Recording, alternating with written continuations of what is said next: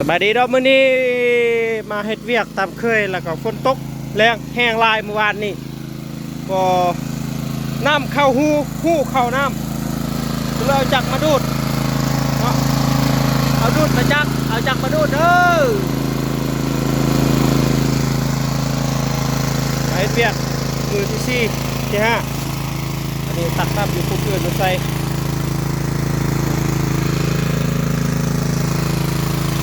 นี่ละชีวิตหาเสากินค่ำ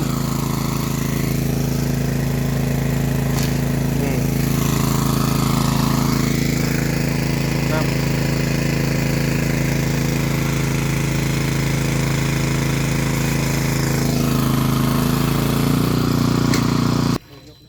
ไปจะยกตัวนี้ไปเดี๋ยวคนหนึ่งไปยกเลยไปเด็กย้ายรูภาษาทูใหญ่ไรใส่มันเป็นยังลากเข้าไปโอเคอันนี้ตั้งใส่นะใส่นะได้ละ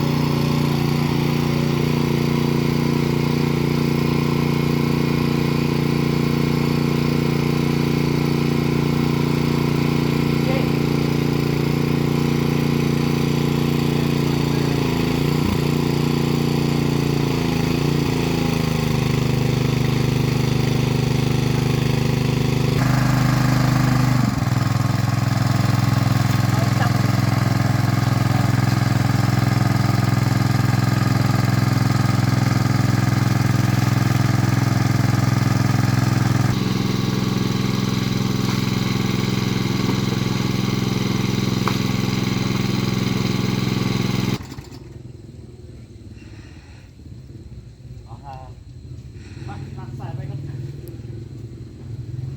นี่เลย